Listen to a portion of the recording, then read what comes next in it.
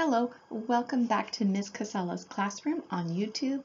Wanted to do a little extension on patterns. What's the big deal? As an educator, we're somewhat obsessed with patterns, not only in kindergarten, grade 1, grade 2, pretty much throughout all of elementary, and we revisit patterns throughout high school. So why are we doing that? Well, we're training the brain. It's all part of the process.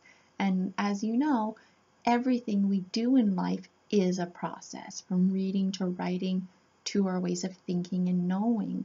Our ways of knowing, that's things that we just do because it's in our genetics, it's in our genes. We just know to do something. We don't have to think about it. So subjectively, as an educator, we train people to be independent critical thinkers, and we achieve these goals using reading, writing, arithmetic, as well as social emotional literacy, where students are trained to use both their head and their hearts to consider different perspectives, to think outside the box, and again, reach their own conclusions independently while considering the perspective of others. That's subjective thinking. Objective thinking is something like, there is no emotional attachment. 2 plus 2 is 4, period. It has nothing to do with feelings. But when I train my brain objectively, for example, using the acronym BEDMAS when it comes to order of operations, that's where patterns come in handy. Another pattern, cross out, show what's left, carry over. That's a pattern. My brain recognizes it. It helps me solve a problem.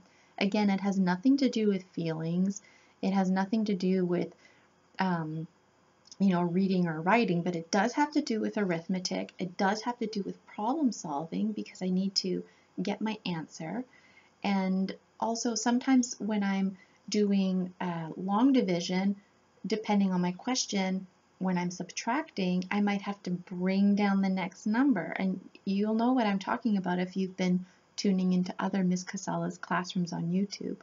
So patterns can be numbers, shapes, letters, colors, music, and I love music particularly as a pattern because it's not just verse, chorus, verse, chorus.